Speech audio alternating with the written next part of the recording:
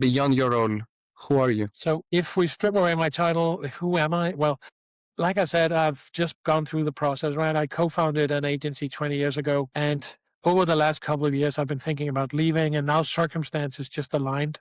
So there was an opening for me to step out of. So I think the first instance is realizing that there is something.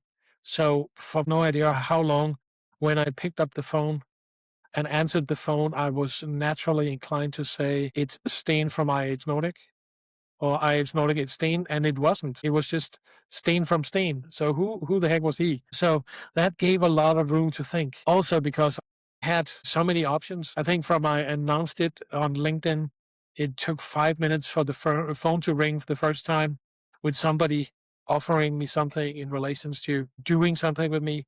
And I got so many offers, so it was a challenge to stop and refocus and recalibrate around what was it actually that I wanted, right? So for me, it gave me time to stop and think.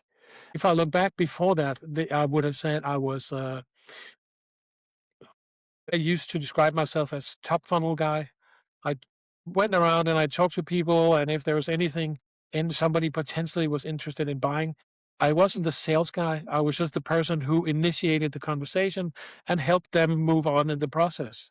And that was a natural process. But when I stepped away from that, saying, okay, I didn't have to sell anything to anybody, then what was left? And that gave me a good time to think. I really had I've been spending time teaching also before that, but I found out that teaching has, for my part, been a really big part of who I am, sharing what I know with other people without any other context than me just sharing the information and then learning. So I've been talking at a lot of conferences during the years, and this is one of the things I came back to, the joy of sharing my knowledge, but in a non-commercial way. So it also tied back to another thing and finding myself as part of a community and saying, actually being something strong for the community. And then an extra role, but I'll get back to. But at the same time was also having this time of recalibrating around family, saying, yes, I'm not just my job. I'm not just the function I have in relations to other people in the second layer. I have the role as a father. I have 4 kids. So being there for them and helping them become everything they can be on their own terms. My wife, the same thing, supporting her and giving her the freedom to be whatever she wants to be and just being in her corner. And then, of course, the circle of friends, being able to determine, and I think this was when I stripped away the job, it got the idea of you have this term called your friends from work, but then who are actually not friends if you stop working. That is only people you relate to because you share a job scene with them. So stepping away from that job, who was left? And I was actually, surprisingly, a lot of people still remain friends after I left the job, where I could have been concerned saying they were just friends from work. So, and then of course there's the last 15% saying, well, really, all this is related to other people, but what sits inside Steen, what is the core? And I think the core of me is, I think it's a combination of curiosity and playfulness. So having this curiosity, I've been telling people my favorite dish is something I haven't tried before. So the exploration of going in and not saying there's so many interesting things out there. If I keep eating the same things, and then I'm probably missing out. So I guess there's a curiosity in the sense of not missing out. And then the playfulness in the sense that I've been a consultant for 25, 30 years. And everything gets so serious. One of the things that I've taken with me in what I want to do and who I am is trying to be more playful, not less serious, because everything is serious, but trying to approach it with a less serious approach. So I'm having this energy and saying, if people want to sit around a long table looking at PowerPoint slides, they can do that, but that's not what I do best. Back to my self-definition in relation to this is saying that my role as I see it now, that I decided So I came across this amazing quote from Steve Jobs that I use as to help redefine me. So he was like, it's better to be a pirate than to Mhm. join the Navy. So instead of me going out and joining some other organization where I would have to fit into a role and redefine myself in relation to them, I thought, okay, cool, I'll take the pirate's way into this and trying to be everything I can from that perspective. And that has given me a role, what I call a digital fixer, in the sense that and I know the fixer term, it's just somebody who comes in quickly and looks at things and fixes the situation. So I very much have the approach of that, saying I use my experience, but I feel like Sherlock Holmes. I come in and I solve the mystery and I fix the problem and I find the solution, and then I can move on. And it's not like I have to be in the organization for months and months.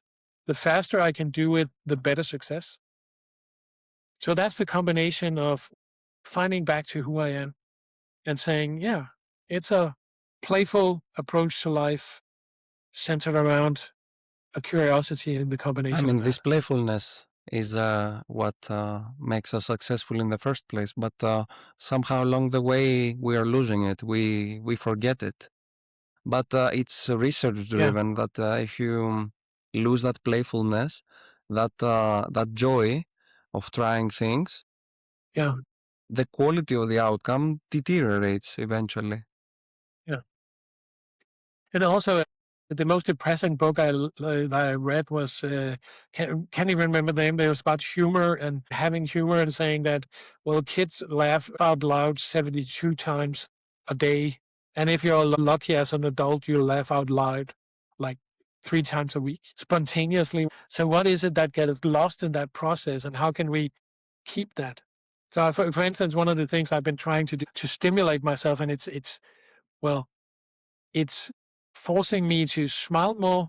So it's, for instance, when I'm walking, I can listen to stand-up comedy. It's going in and getting like another reason to smile, because even when you walk, everything in the old days, I would always listen to some serious business podcast that would uh, e- enhance my seriousness and my professionalism. But it would mean that I lost myself in relations to having the playfulness.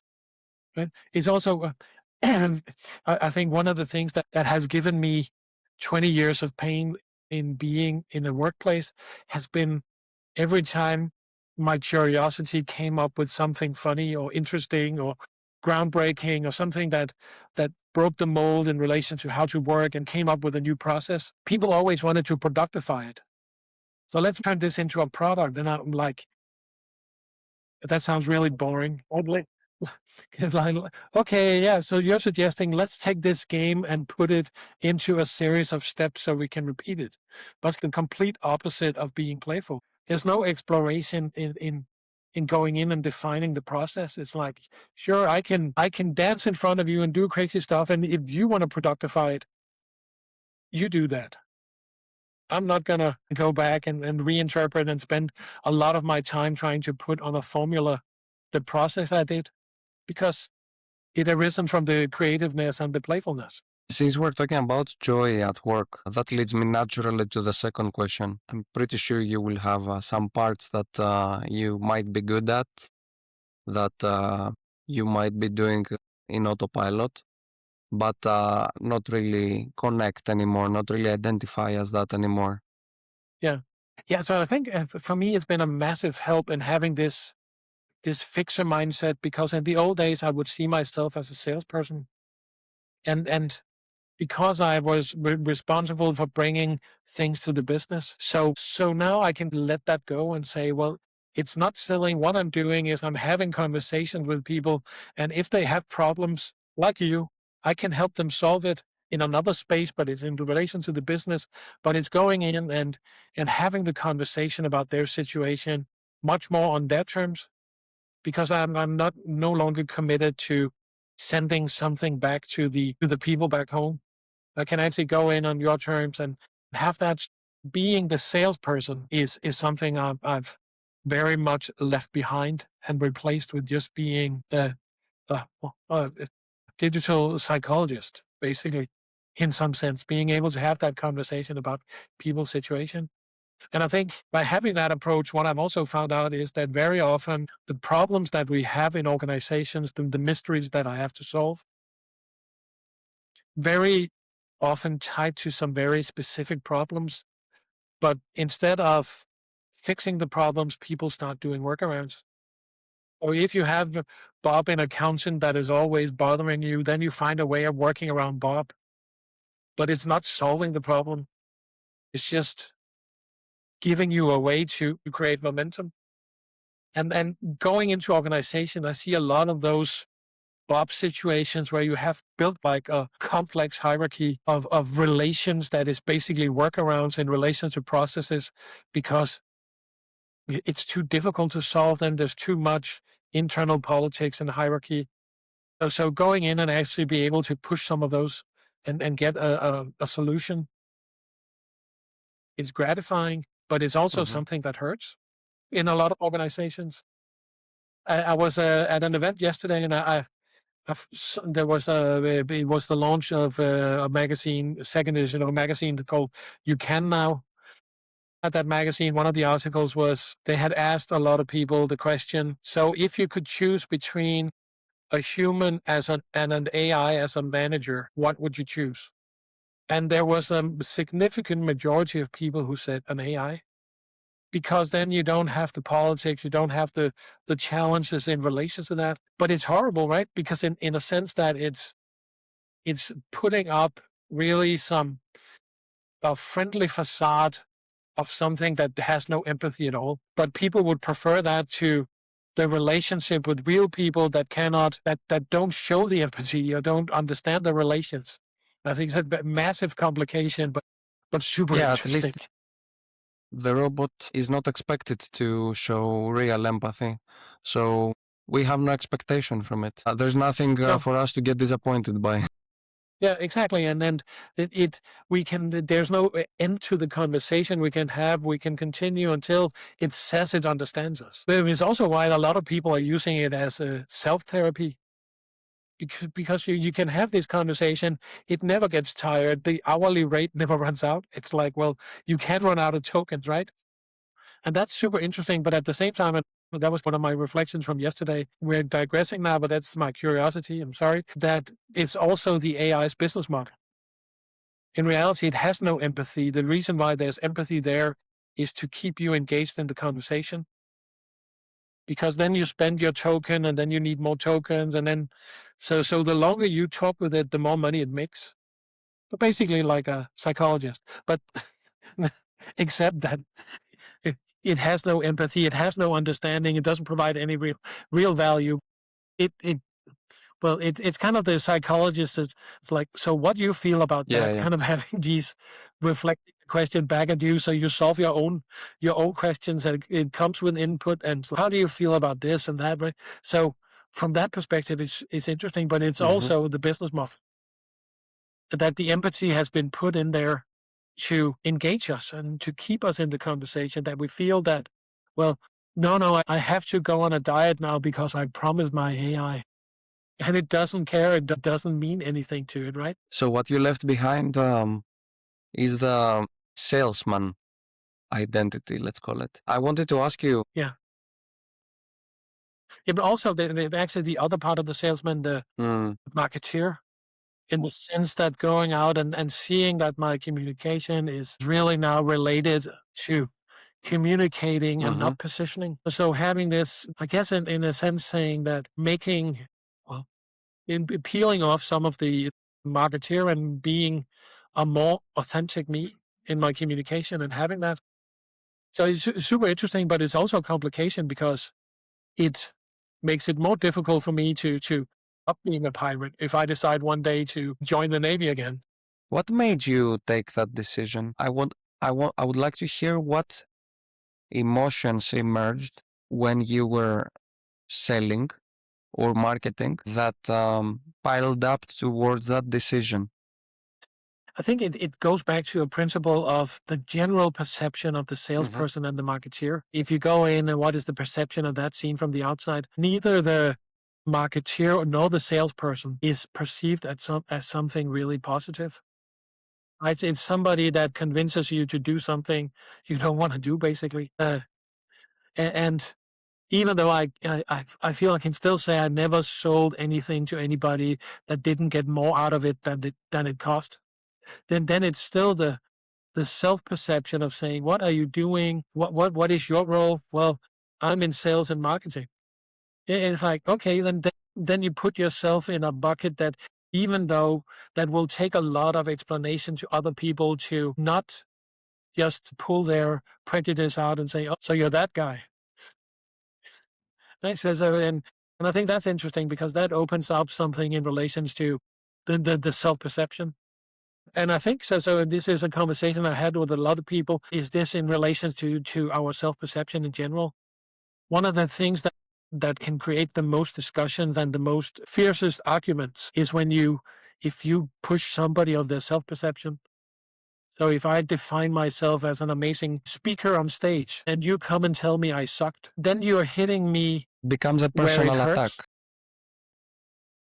Yeah, exactly. And this is it's why we get the discussions. And then I really try to teach my kids as well, saying that if somebody says, "Oh, you're always so lazy," or "You're always doing this, always doing that," then they shouldn't take it personally, because it's just what the other people have interpreted or observed. It doesn't define them. It's not a personal attack. Very often it's a symptom of something they might be doing that can be perceived that way, but it's just the perception of the other person. So they need to consider saying, okay, if that's the vibe I'm giving out, if you see me as lazy, what is it? Why would you see me as lazy when I don't feel lazy? Right. So yeah, I don't know if it makes sense, but it's hopefully getting there I one want to day. move to my third question, which was about loneliness and the times that we might feel lonely even if we are around people. I don't know if you relate to that at all. I think so.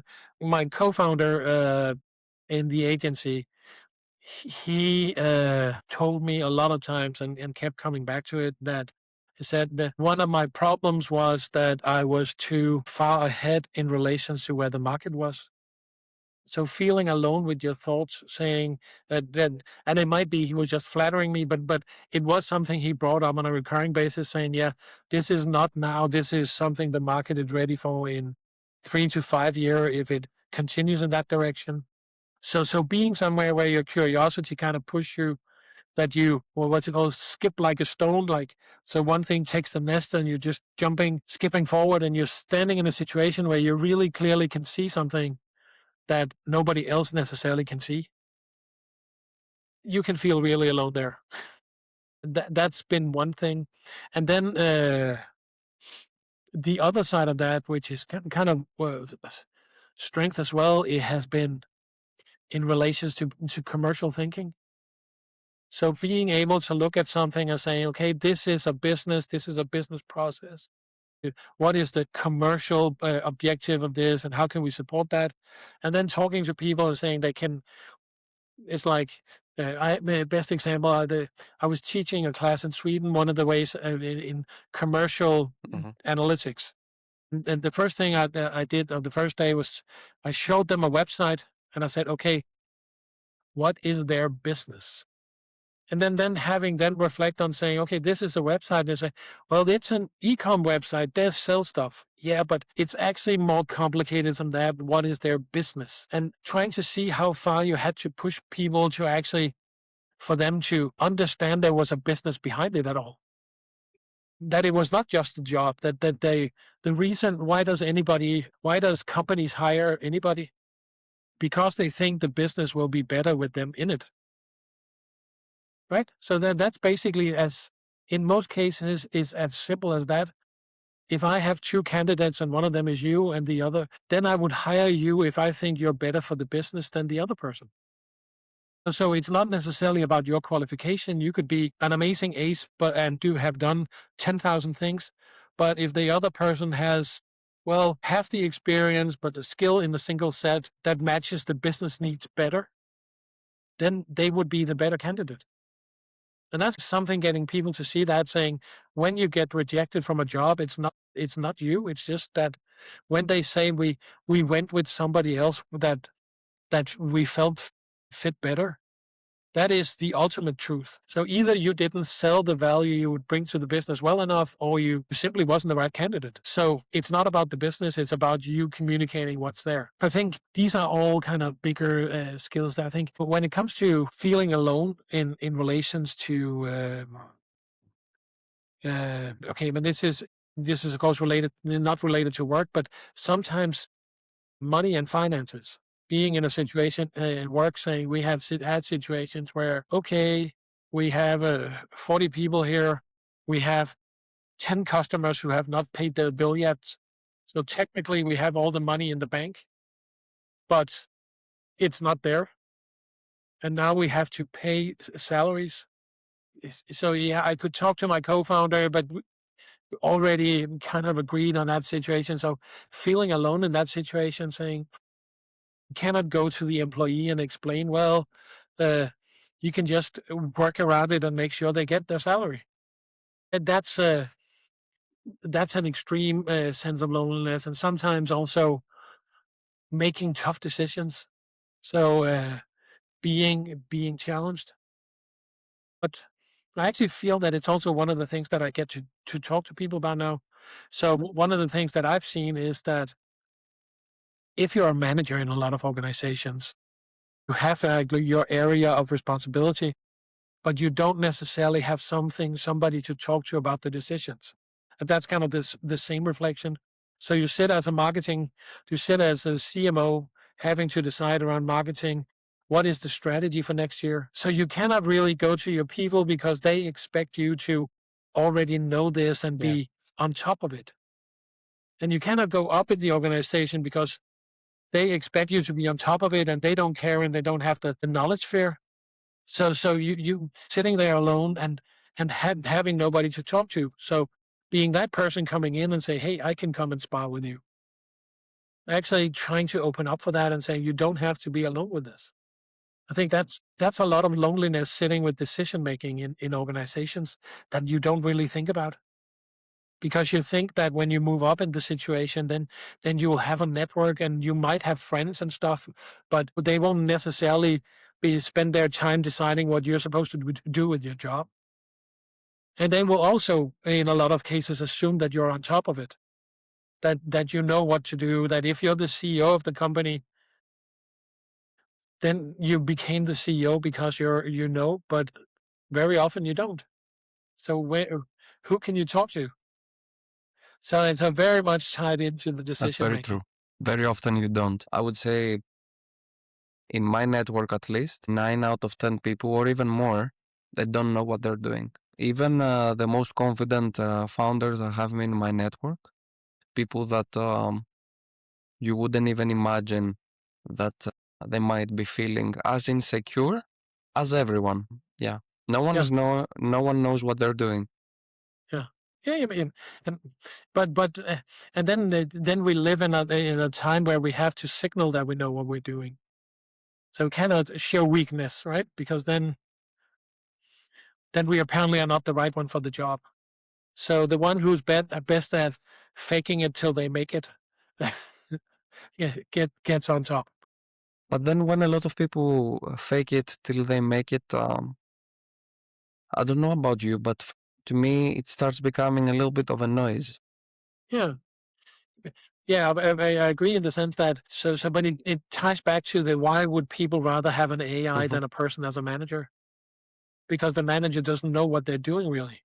Right? In that situation as well. So especially also in human conversation, it gets complicated and it's messy, and we have relations and we have other agendas and things, and you're accountable to your boss, but your boss is accountable to his boss. So he cannot just promise you a raise because you need it. He has to be accountable to the business first. I think the And word yeah, here that we are both looking is trust. yeah. There is a trust issue at the moment. At least the AI Mm, won't try to fool me. It might hurt my feelings, but it will be mm, transparent. yeah. Since we're talking about a network of people that you could talk or the people around you while you are running a business. Is there someone? If there isn't, that's perfectly fine. I'm not trying to lead the conversation. Is there someone that you No, can be no. completely honest, completely transparent, completely vulnerable about your thoughts, your doubts, your fears? I would say there's 2 levels to it, right? So because I was aware of this situation and not being alone, you know, I've managed to establish a good extended network of professional relations to go in and discuss uh, Hmm. professional issues. So, is this the right decision? Is this the right platform? How do we handle this in relations to people?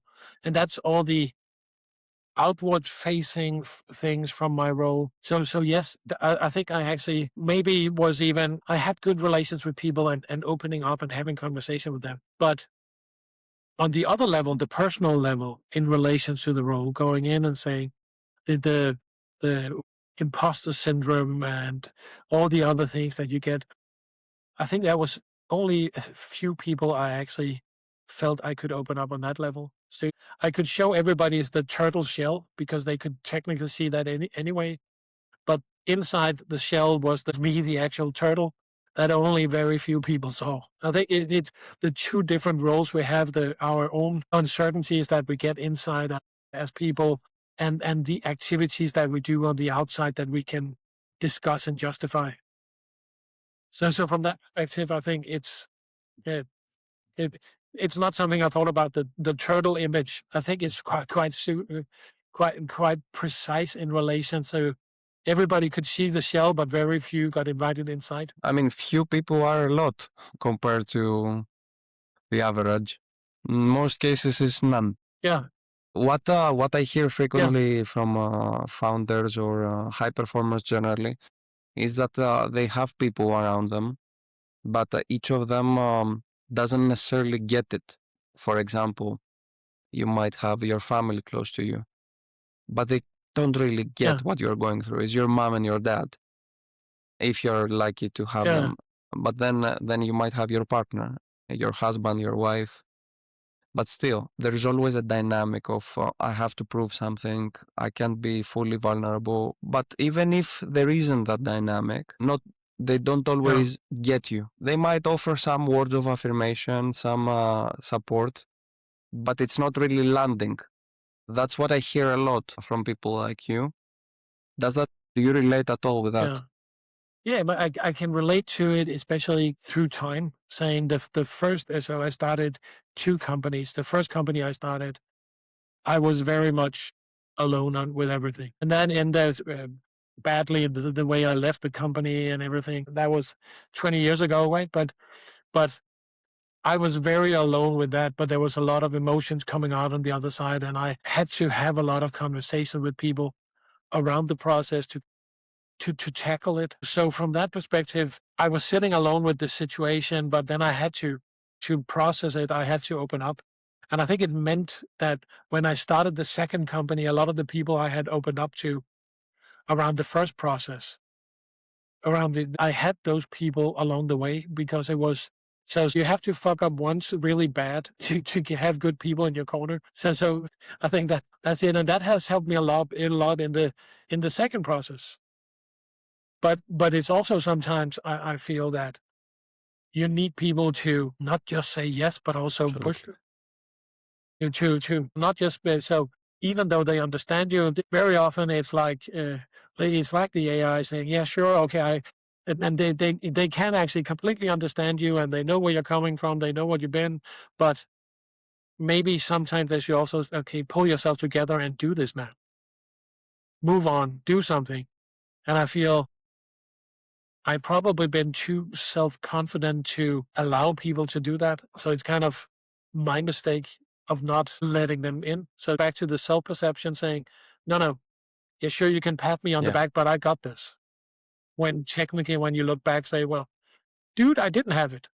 Yeah. Why Yeah. didn't you tell me? I thought I got it, but no, I didn't.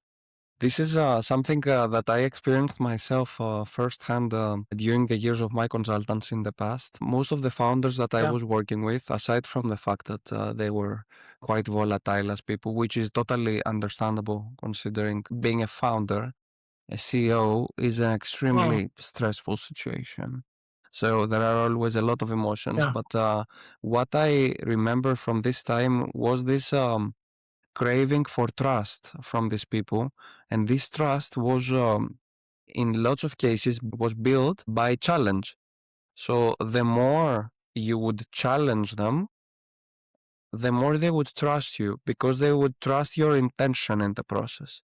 Like, okay, you are not trying yeah, to sugarcoat me, you're trying to help me. yeah, So after some challenging, some healthy sparring, they would sort of submit because they would trust and they would be yeah. more vulnerable. That's close to what you're saying, but you also said that you really didn't want, not really didn't want, you didn't feel you need that at this stage. I think it was this was Mm. the self-perception that I felt. I was in control of the situation, so sure, I wanted to talk about it, but I felt it was kind of up to me to do something, and I probably had the illusion that I had more control in the situation than I actually had. But again, it's like this wonderful book, Leadership and Self-Deception, saying where there's a large part about our role is about looking through the self-deception and the lies we tell us in relation to that who we think we are is not necessarily who we are. Having that and that clarity often just comes afterwards. It's not something we it's not like we sit in the bathtub and then have an epiphany saying, "Oh my God, I'm completely wrong here." Something has to break normally to make it appear, or you need to have conversations that push you in that direction, saying, "Okay, I'm wrong." It's such a fine balance in the sense that if somebody pushes you too hard there, then you might go defensive instead and push them away because it's change is damn inconvenient. Changing the way we live our lives and then what we do every day, it's just bothersome, right? I have this, I say, people we normally we're like water, we take the path of least resistance. And the path of least resistance is normally the path we took yesterday and the day before. So suddenly trying to do something different, it's hard and it takes a lot of energy. And yeah, I can just go back to being my good old self and then not bother with it. Absolutely. From our conversation so far, I feel like you have undergone stages of change. You mentioned at the beginning of our Mm, conversation that you sort of left behind the identity of the marketer and the salesman, and now you are more towards connecting yeah, with people and offering something they want. But then you also mentioned about vulnerability and that you became more vulnerable, more open across the years. I don't know about your family, about how you were raised, but I'm very curious if you have decoded what made you who you are, like from your yeah, household, because you seem like a yeah. person that is a CEO, but under transition at the moment. So, what made you the person that was self-confident but not really vulnerable at the beginning? Salesperson, marketing person, but then a transition towards something else. Who expected things Yeah. from you? Just I wanna fill in the puzzle here. So it's going to be a combination of something. I feel so. It is getting personal, but it's fine. In the sense that when I grew up, I was always surprised in my school that I was, I think, by far the student with the most degrees of freedom. In the sense that when we had play dates, I would just all my classmates, they were supposed to call their parents and ask if they could have a play date after school. And then they would get a yes or no. And if they did, then they would more often than not get a Hmm. no than a yes. They were expected to come home and do certain stuff. And for me, I got a degree of freedom that was extreme compared to them because I just had to let my parents know where I was and Yeah, then be home for dinner. And the same in the evening. And it seems like a strong thing, but on the other hand, it's a non-committant thing. And like a very personal thing, I remember a long time ago, my parents, I don't know how old I was, we had gone on a vacation somewhere in Germany. And the last night before we were going home, I woke because I was afraid they would forget me. So the hindsight of freedom in the sense that you don't feel the care. So for me, and it continued up in schooling until when I started high school. I got a friend there that was a female friend, but very much her parents were both teachers, and they kind of took me under their wing as well. So it was actually her and her family that had the expectations of me and pushed me forward more than my own parents. My own parents, they loved me and accepted me as I was, and there was no expectations of me doing anything. Right? So they just wanted me to do whatever I wanted, and that was fine. But it also was like a low investment Yeah. from their time. Yeah. So we lived together and they were my parents, but they didn't really shape me. They let me shape myself. And then I met her and her family helped shape me. And I think so her expectations was what pushed me to start studying. And then I just came out in relations to actually working and having roles in relations to different works that where I naturally progressed and was a success.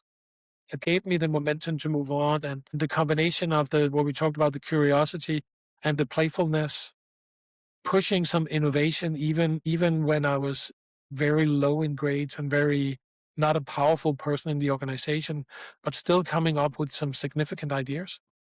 So so So I think that that was the momentum I felt and the energy I felt. And honestly, even though I left the first consultancy I started in a bad way, the core idea of the business was mine. That was thoughts I had created, that I had shared with the other guys in relation to how to think and and so on. Like I talked about, they were just really good at putting it on formula. So at some point they could see that it would be better for them that I was not there, so they could start delivering on that because it was again actually ahead of its time. And that gave me the momentum to move on and keep building and keep growing and knowing that I actually really provided value.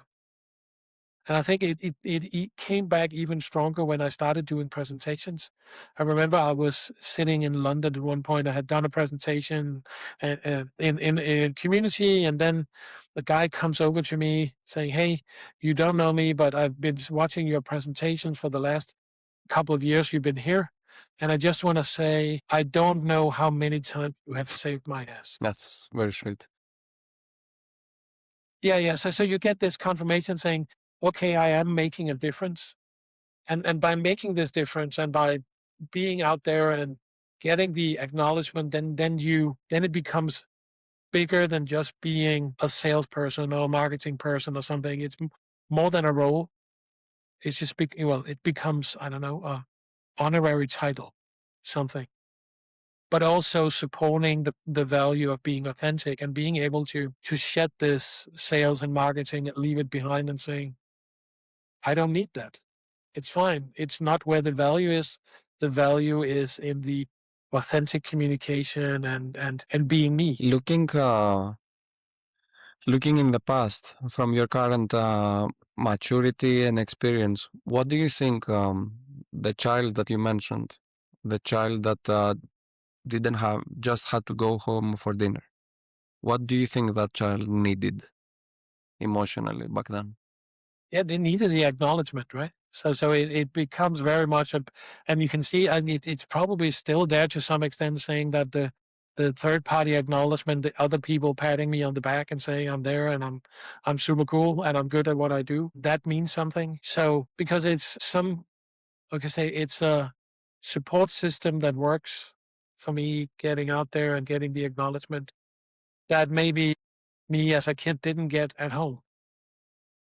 Right? So I didn't get the acknowledgement. So when I come home and show my grades, yeah, it was fine. It was like, okay, as long as you're not failing, then it's good enough. And it was it's just well, here the standard was mediocre. So as long as I wasn't worse than that, then it was good enough. Oh, I could probably be a little below mediocre and still be good enough, but not too far. And then it was like, yeah, then it worked. So the recognition from other people, and I think that has been a strong part of the growth and the momentum. I wanna But it has also just to look at, but it's probably also locked me in some situation where by getting recognition from some people, it has kept me in situations longer than I should. The agency that I left now, I have been considering leaving for a couple of years. What the fuck took me so long? Pardon my Danish. Why was I so long? Why did it take me so long to actually do it? Why did I feel that I had it under control? Why didn't I move on before? And I think it's just, again, saying, okay, getting the pat on the back and the acknowledgement and saying, okay, super good agency, and the agency got awarded as best analytics house in Denmark 10 years in a row. It is like, it's very good for your ego, but it's not very healthy for your soul. It builds dependence. Yeah, yeah, it gives some level of dependence, being there, being afraid to really move on, because then what? And I feel that was kind of the big release and the freedom I felt by stepping out of the relationship now and just being me and saying, okay, this is me being me. Have you experienced any deprivation of this validation from the external environment at any point? The reason I'm asking is because typically people that come to such realizations that, like the ones that you shared today, they have seen the other side of the coin. So maybe the threat of it, in the sense that a large part of my validation has been the community and the external circles. And I think at one point we had another guy coming in to be CEO instead of my co-founder. One of the things he said he wanted to stop doing events and stop being Okay. external, where I said, well, that's not going to happen because it's a significant part of who I am. So I will move that out of the company if you don't want to support it, but I will not stop doing it. So I guess that's the closest thing. And probably when we talk about it here now, the feeling in that situation was probably some degree of fear of losing the circle of affirmation. That moves me to the last question. That so far is a mind-blowing conversation, and thank you so much for being so open. If you could speak to yourself in the past, it doesn't really matter what part of the past. Actually, that would be interesting. Which part of the past you will choose? The beginning of your career, later, the childhood that you mentioned. What would you tell to this person? What would you advise to that person? Yeah, I think so. So, a couple of things. The first thing is get the paperwork in order. It's really lame, but it's like making sure that your agreements are on paper and you have the terms and conditions of stuff, because otherwise you might paint yourself in a corner where you're not making the decisions that you want because you don't really know what your position is. And quit while you're ahead. Go in and then quit while you're ahead. Don't stay until somebody else says that it's time for change when you know it's time for change. Being aware of that, saying that change is good. And then I guess, honestly, it would be, let the turtle out of the shell. Let the turtle express something as well in relation to what is keeping it in its shell. In relation to the conversation we had before about this outer exterior of the role, and then your personal thing, knowing that it's vulnerable, but it's not going to be any better if you never let it out. So speaking up from that perspective, I feel is something that it should have been done. And then they basically get on stage earlier, getting those affirmations and saying, basically it's, you're good enough. But even if I travel back in time and told myself that I'm good enough, probably wouldn't believe it. Making sure they're saying, helping establish that support system to actually build the room to be the authentic me. That's very strong.